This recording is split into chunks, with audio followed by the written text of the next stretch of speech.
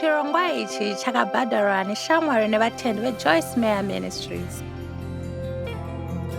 Tomboti kana pana anga asati ambokuudza, ndinoda kukutaurira mumba munomu nevese vari kuona chivhitivhiti pasi rose mumitauro 63 inoturukirwa muchirongwa chedu.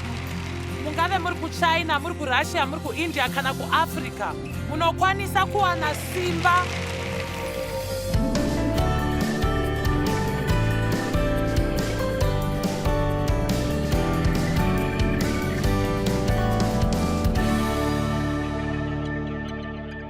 Baba, tinokutendai neshumiro rinoshamisa roMweya Mutsvene. Ndinoziva kuti hatitombozive kukosha kwenyu neMweya Mutsvene muupenyu hwedu. Tinofara mamuri uye tinoda kukupai rukudzo kwamuri nhasi. Kuna Jesu nekuna Mweya Mutsvene tinokutendai nekutidzidzisa. Mweya Mutsvene mudzidzisi wedu, saka tinokudai kunyange chida kudzidzisa nezvake nhasi. Tinoda kuti iye atidzidzise. Saka tinokutendai nezvatichadzidza nekunzwisisa nenzira yakadzakama muzita raJesu. Amen. Zvino makore 100 apfuura, murume anonzi William Booth akatanga Salvation Army akataura mitsara yakadzama. Yaive mitanhatu yaakagadzira, asi ndichataura nezveumwe chete nhasi. Chimwe chezvinhu chaakataura ndechekuti aityira makereke mune ramangwana. Ndechekuti rimwe ramazuva tingave tisina Mweya Mutsvene. Unoti, shuwa ndingava nechitendero sei ndisina Mweya Mutsvene? Zvino haungava neukama naJesu Kristu kana usina Mweya Mutsvene. Asi zviri nyore kuva nechitendero chakaomarara chakafa zvacho chisina Mweya Mutsvene. Ndinozviziva nekuti ndaiva nacho kwamakore mazhinji muupenyu hwangu. Pane ari kuziva here zvandiri kutaura? Zvakangofanana nekutekaira kuenda kune chimwe chivakwa. Unogona kutova uri pachokwadi, unogona kutozviita nerudo rwaMwari. Ndinofunga unogona kutozviita honyatso zvarwa patsva. Ini ndakazvarwa patsva, ndakavimba naJesu muponiso wangu, ndakanzwisisa zvidzidzo zvekereke, asi ndanga ndisina kukunda kana simba penyu hwangu, nokuti paisava pamusana pekuti ndaisadzidziswa nezveMweya Mutsvene. Takanzwa nezveutatu kakawanda, tikanzwisisa dzidziso yaMwari mumwe, vanhu vatatu, Baba neMwana neMweya Mutsvene. Ndakadzidziswa nezveropa raKristu, ndakadzidziswa nezvekommunion, zvinhu zvizhinji zvandakadzidziswa nezvazvo. Uye kunyanya musangano randaiva mariri takadzidziswa zvakawanda maererano nekuponeswa nekuda kwenyasha, saka ndaiva nemavambo akanaka. Asi zvinosiririsa kuti mumakore ose iwayo andaiva mumusangano iwowo, handina kumbobvira ndanzwa munhu achindiudza zvinova izvo zvinoitika. Dzimwe nguva tinogona tisiri panzvimbo yekuti tinzwe, kana kuti hapana aindiudza kuti ndingava neMweya Mutsvene wakandizadza, uchirarama mumwoyo mangu, uchitungamira nekutyaira upenyu hwangu, uye kuti waida kuita ruwadzano rwepedyo neni. Saka pandakazosvitswa pachinano ichocho cheMweya Mutsvene, zvinhu zvakatanga kushanduka zvikurusa zvisingaite. Ndinovimba kuti inguva inodiwa naMwari kuti titange kutaura nezveMweya Mutsvene. Zvishoma mbijana, asi kune vanhu nhasi ukataura nezvekuzodzwa havatombozive kuti uri kutaura nezvei. Ukataura nezve kunzwa nezvaMwari vanofunga kuti utori benzi rinobva kune imwe nyika zvaro. Ukataura nezvekutungamirirwa neMweya Mutsvene havatomborina kana ruzivo kuti chii ichocho. Mudzidzisi, basa rangu semudzidzisi mumuviri waKristu kuita chokwadi chekuti nesimba rangu rose rekuti makazadzwa muri kutungamirwa neMweya Mutsvene. Mupostori Pauro akati raiva basa rake, raiva sangano rake, uye kuti raiva basa rake nesangano rake neavo vaizviti vashumiri vaKristu, kuita kuti vanhu, Bhaibheri rakakwidziriswa rinoti, kuti vawane uye vatungamirirwe neMweya Mutsvene. Hatisi pano chete kuti tisvike kuna Mwari vaite zvose zvavanoda kuti tikwanise kuwana upenyu hunofadza.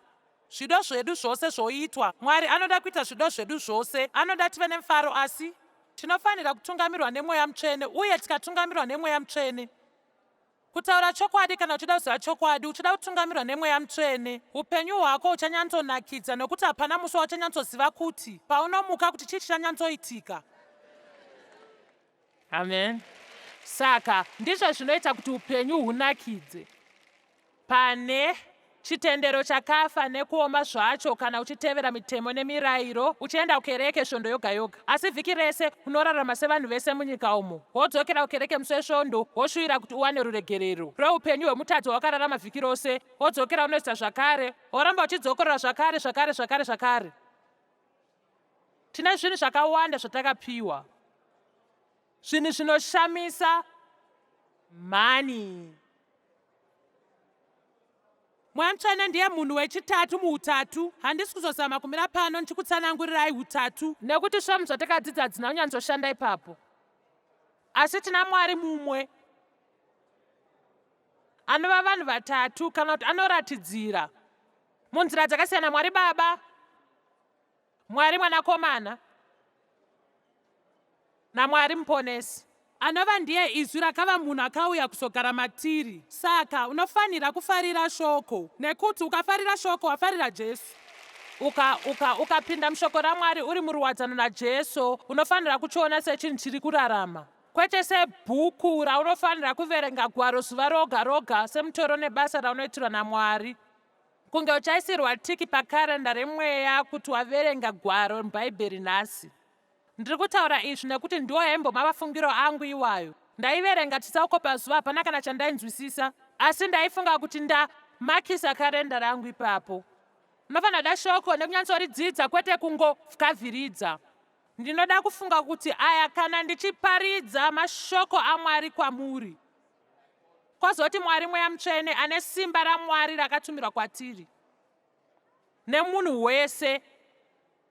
Kuvapo kwaMwari anoita kuti kuvapo kwaMwari kuve kwechokwadi matiri. Kugona kwaMwari. Mweya Mutsvene unotipa zvipo neunyanzvi. Mweya Mutsvene unoita kuti ndiparidze. Mweya Mutsvene unoita kuti vanhu vari kumberi kuno vaimbe. Uye Mweya Mutsvene ari kukuita kuti ukwanise kuita zvauri kuita. Izvozvo handina basa nazvo. Unogeza mahwindo, kana mugadziri wezvinhu, kana anotarisa musha, kana mai, kana muzvina mabhizinisi, anoita nezverunako, kana chero zvaunoita. Mwari anopa. Ndinowanzofarira kuzvitaura ndichiti Mwari anogadzira munzira yakasiyana-siyana, asi ndoziva kuti anotipa umwe neumwe kadimbu kake. Ndinoshamiswa inini nezvinhu zvinodiwa kuitwa nevanhu. Ndinozvitarisa ndobva ndafunga kuti zvichandipengesa, nokuti ivo vanotozvifarira, nokuti Mwari akavapa chipo chekuti vazviite uye vanochido chekuzviita. Zvino patinowanzopinda matambudziko, ndo patinotanga kuda kuita zviri kuitwa nemunhu wese, asi izvo zvisiri zvedu. Handizvo zvatakapiwa naMwari kuti tiite. Saka tinofanira kungwarira panyika nhasi, nekuti pane makwikwi akawandisa. Nekuti nyika inoti basa iri rinokukoshesa, asi iri harikukoshese. Nguva zhinji nyangwe tisina chipo chekuita basa iroro rinonzi rakakosha. Tingafara kuva pasi pano, kuva kumashure kuno, tichiita zvinhu zvinyore zuva nezuva. Hatidi kuva yokutanga, hatidi kumira pamberi pevanhu. Pane kakumanikidzwa kanobva muvanhu kuti tikwire manera eupfumi. Kunyangwe tichizoti tikakwira tichawana kuti manera ayakazembera pachivakwa chisiri icho. Usingafare upenyu hwako, nekuti hausi kuva munhu wauri kuda kunzi uve naMwari. Amen.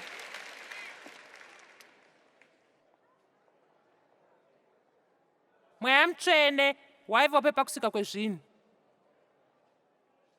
Mweya Mutsvene wakatenderera pasi rose. Uye Mwari akati Jesu aivepo pakusika kwezvinhu. Uye Mwari aivepo. Tinongoona hutatu muchitsauko chekutanga mubhaibheri. Mweya Mutsvene waivepo pakubhabhatidzwa kwaJesu. Jesu chaiye akabhabhatidzwa nemweya Mutsvene. Kana dai aida kubhabhatidzwa nemweya, kuzadzwa nemweya, kuva nesimba remweya Mutsvene muupenyu hwake, ko isi tinozoda simba remweya Mutsvene sei muupenyu hwedu? Mapostori 9 vakazadzwa nemweya Mutsvene. Vakatotaurirwa kuti musaende kunozama kuita chinhu kusvikira mawana simba kubva kudenga. Ndikunzwa kufara nedzidzo yandiri kukupai nhasi. Ndinoshuvira kuti ibate vamwe vanhu nenzira yakadzama uye yako wega. Ngatitangei tatarisa pana Bhaibheri pana Johana 16 ndima 7 na 8. Vamwe venyu muchaona izvezvi muchindima ichi kuti chonetsa chii. Makuda kuwana minduro. Uye ndinovimba mazviri. Jesu akati, asi ndiri kukutaurirai chokwadi ndichiti kuti zvichakununurai nekukuwanisai mari kana ndikaenda. Nekuti ndikasaenda, munyaradzi, mupindiri, mumiririri, murevereri, munamati haangauye kwamuri kurumbidza newe, asi kana ndikaenda ndichamutumira kwamuri kuti ave murwadzano newe. Iko zvino chambopasiya kwekanguva. Da kuti titarise muzvidimbu zvenyaya iyi. Mungava sei munyika? Ndinofunga vadzidzi vakafunga kuti nyika ingave sei kana Jesu akatisiya. Asi chekutanga Jesu aiva navo, asi Mweya Mutsvene aizouya kuzogara mavari. Kugara navo kuri nani, asi kugara ari mavari kwakakosha. Amen. Ndinoreva kuva navo kuri pedyo, asi kugara ari mavari kwakakosha. Haleluya. Uye Jesu aive muviri wemunhu kunge isu. Saka aikwanisa kungawo panzvimbo imwe panguva imwe achitaura nemumwe panguva imwe. Asi chinoshamisa, Mweya Mutsvene unokwanisa kuve kwese nguva dzose, achitaura, kudzidzisa, kutungamira munhu wese pasi rose. Zvino zvinhu zvese izvi, mashoko eSaya anoreva Mweya Mutsvene. Haangoti ndichatumira Mweya Mutsvene. Chekutanga, zita guru reMweya Mutsvene ndimunyaradzi. O Mwari wangu, tinongoda kunyaradzwa. Kangani katinomhanyira kune vanhu kunonyaradzwa, tozoita hasha nekuti havana kukwanisa kutinyaradza. Handei nazvo. Ndiri kurwadziwa, hamusi kunyanzonzwisa kuti ndiri kurwadziwa pandanyanzokudai maisavepo pandaikudai. Handei. Handisi kuti unoziva hatifaniri kushumirana pachedu nekubatsirana pachedu, asi mira ndikuudzei chakavandika. Usati waenda kune munhu kana uchirwadziwa uchitsvaga kunyaradzwa, enda kuna Mwari kwekutanga. Hanti unotanga nekuenda kuna Mwari. Kana ndichida nyaradzo, kana ndikaenda kuna Mwari kwekutanga, iye achida kushandisa murume wangu, achashandisa murume wangu. Asi kana asingada kushandisa Dave, anogona kushandisa Mike, anogona kushandisa Penny, kana kushandisa Chris, kana umwe wevana vangu. Tinofanira kusiya Mwari achiita zvake zvekuva Mwari pane kuti tiramba chimuudzira zvekuita nguva dzese. Saka tanga nekuenda kuna Mwari. Nditeerere, tikatanga kuzembera pana Mwari munzira iyi pachinhu chese muupenyu hwedu, munoona chakave chinhu chakakosha zvikuru kwandiri pandaka kusumwa nezvesimba reMweya Mutsvene muupenyu hwangu. Aive pandakaita dambudziko guru ndakaenda kuna Mwari, asi tumwe tunhu twese tudiki muupenyu hwangu ndaisazo kana ndaitambudzika nevhudzi rangu ndaisabvunza Mwari kuti vandibatsire kutambudzika nevhudzi. Kana ndaitamba mutambo webowling ndisinganyatsogone kubhola ndaisakumbira Mwari kuti vandibetsere kubhola. Vamwe venyu izvezvi muri kufunga kuti handei Mwari vane zvinhu zviri nani. Unoziva anhu tinoita hanya nekunamatira tunhu tudiki, asi inzwaka chinhu chose chidiki kuna Mwari. Muneni here? Nyangwe dambudziko rako guru sakundidiki kuna Mwari. Saka sei tichifunga kuti tinogona kumugira zvinhu zvihombesa, asi zvinhu zvidiki zvese hazvina basa, zviduku zvese kuna Mwari. Ese matambudziko anotishusha tinogona kumabatanidza tongoti taunganidza matambudziko ese. Ayo Mwari ndiwo matambudziko edu makukutu hatizive kuti mungazvikwanisa here obva ati hazviduku izvi. Pana zviri papo. Hapana zviri papo. Munoziva pane tunyaya tuzhinji zvandingagona kukuudza, asi handina nguva yekupinda mune izvozvo, asi chinhu chakanyanya kukosha chandoda kuti unzwisise. Mwari ane hanya nekanhu kese kadiki kane chekuita neupenyu hwako. Chese chinhu chinokushusha Mwari ane basa nacho, uye anozofadzwa kana ukatanga kumupinza mumakona ose eupenyu hwako, kwete kungofunga kuti ndewesvondo kwemaminitsi 45.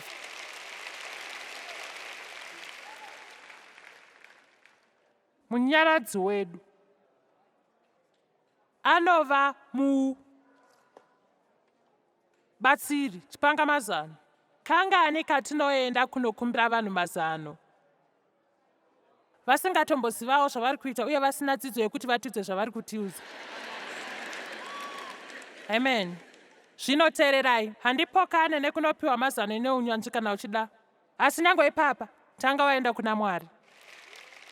Tanga waenda kuna Mwari.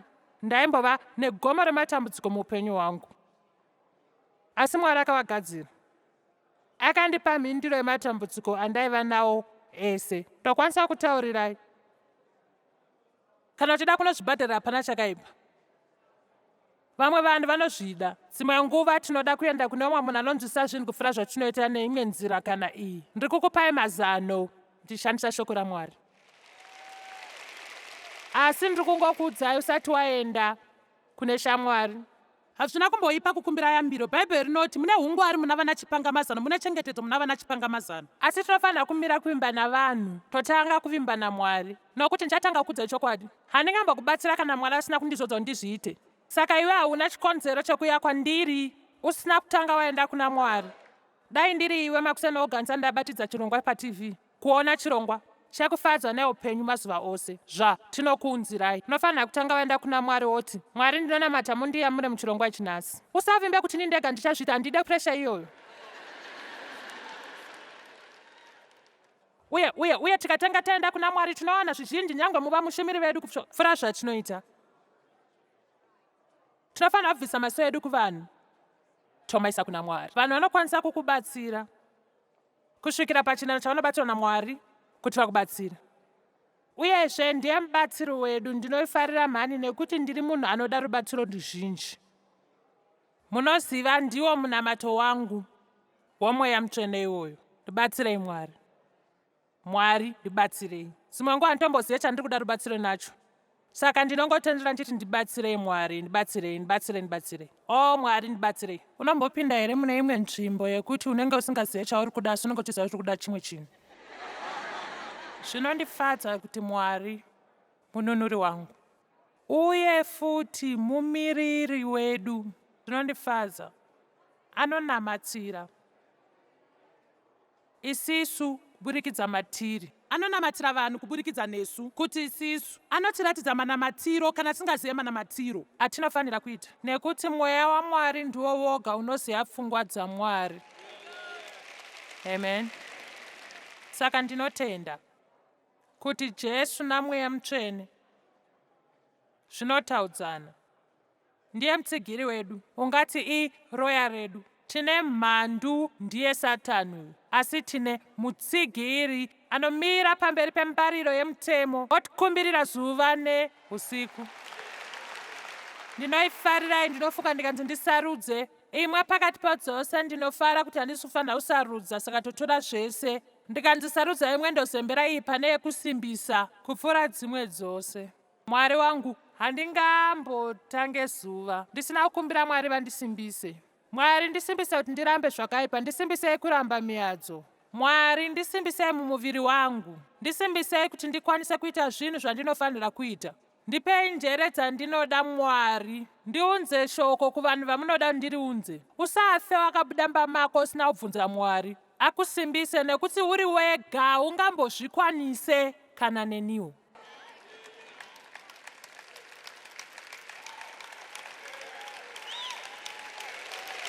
Mwari ndinoda simba renyu.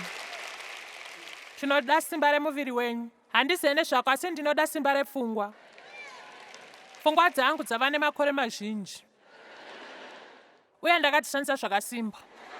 Saka mamwe mazuva hatidi kumuka kuenda neni kwese kwandikuda kuenda. Saka ndinotenda Mwari kuti ndine shoko uye ndinokwanisa kurevera ndine pfungwa dzaKristu. Pfungwa dzangu dziri kuitwa dzitsva zuva nezuva. Ndinokumbira kuti mundisimbise mupfungwa dzangu Mwari. Ndibatsirai kurangarira zvinhu zvandinoda. Kurangarira ndiwo musimboti wedu. Iyi ndiye yandinodisa, ndiye mumbiriri wedu. Inobatanidza zvese kana pane changa chapotswa. Akangokumirira achiti pamwe uchada chimwe chinhu obva wati ndiri pano. Ndoifarira kukumirira pamwe pane kamukana kekuti pane chauchada muupenyu hwako. wakamboitaka kumirira uchida kupinda mundege? Zvazvinongoreva kuti wakamirira kuti pangave nemukana here. Mweya Mutsvene mumiriri wedu akangomirira kuti pamwe pangabude mukana.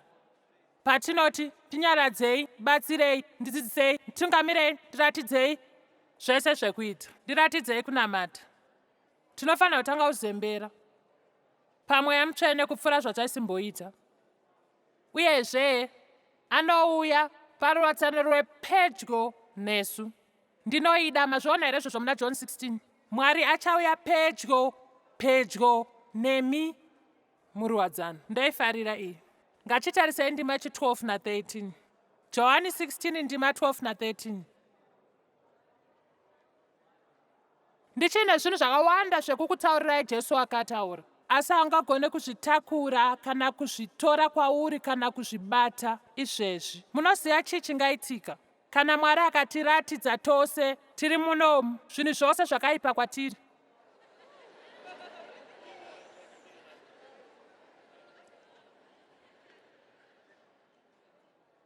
Saka ni rwendo rwatinaro naMwari ruchifanirwa kutsungamirwa neMweya Mutsvene, nekuti Mweya Mutsvene ndiwo wega, nditeererei apa, Mweya Mutsvene ndiwo woga unoziva zvatakagadzirira. Ndiye anoziva pekutiratidza zvinhu kuti tozviita sei, kutisvitsa panzvimbo chaiyo, kutisvitsa pafungwa chaiyo yatinenge tave kuda kukwanisa kugamuchira zvinodiwa kuti tigamuchire naMwari. Ndiye anotitungamira, hatisairire, anotitungamirira kuchokwadi. Chokwadi ndicho chega chinotisunungura. Pandakatanga karwendo aka naMwari makore 37 apfuura, ndainge ndakanyengedzwa, kunyengedzwa zvikurusa. Ndainge ndakabatwa chibharo nababa vangu kwemakore mazhinji nekubatwa uyanga nevanhu vakasiyana-siyana. Upenyu hwangu hwaingove hwemarwadzo. Ndizvo zvandaingove, ndaive marwadzo anenge achingofamba. Kana wakangozadzwa nekurwadziwa unopa vanhu kurwadziwa. Saka ndaisava nemufaro, saka ndaiti kune vamwe vanhu vasafare, asi ndaive nechokwadi kwaiva kuita kwavo ndisafare. Ndaiziva kuti vakachinja ndaibva ndamira zvekutsamwa nekuti ndinenge ndava kutsamwa. Mwari abva atanga kundiratidza chokwadi. Zvaisangova nyore, ende zvaisatongova nyore. Ukasatambira chokwadi hauite mushe. Muri kundidzidzisa here? Mukasatambira chokwadi hapana kana mumwe chete wedu angaite mushe. Hatikwanise kuponeswa, mweya yedu haikwanise kugadziriswa nekuponeswa nekuraramiswa naMwari tikasatarisana nechokwadi. Hatisi chokwadi cheumwe munhu chatinofanira kutarisana nacho, asi chokwadi chedu chatotarisana nacho. Asi tinotenda kuti Mweya Mutsvene unotitungamira muchokwadi chose. Pano ndima 13 pano, asi kana iye mweya muchokwadi ukauya, achatitungamirira muzvokwadi. Haangazotaure nezvake nesimba rake, achataura zvaanenge anzwa chete kubva kuna Baba. Nyangwe neMweya Mutsvene hautaure pachawo. Achapa chete shoko raanenge apiwa kwaari. Achashambadza kuzivisa nekubuditsa pachena nekuunza kwamuri. Saka ngatarisei zvakanyorwa muchichimbi-chimbi. Ndiye munyaradzi wedu, mubatsiri wedu, mupindiri, mutsigiri, nemusimbisi, nemumiriri. Anouya kuti azova pedyo nesu muruwadzano. Ndiye mudzidzisi wedu, iye anotitungamirira muzvokwadi. Ngatipei Mwari rumbidzo huru maererano neMweya Mutsvene.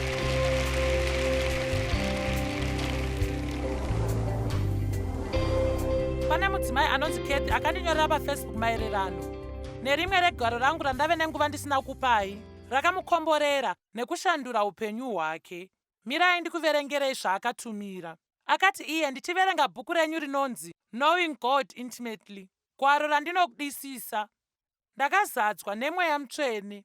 Upenyu hwangu hwakatanga kushamisa kubva ipapo. Ndine makore 64 uye ndaisaziva kuti Mwari aida kundipa chipo ichi chakanaka. Munoziva Mweya Mutsvene wakanaka, mubatsiri wedu, ndichipanga mazano, mumiriri uye anotireverera. Tinofanira kuva nenzara yezvishamiso nekuwadzana kweMweya Mutsvene kuti tirarame upenyu hunofambira kumberi.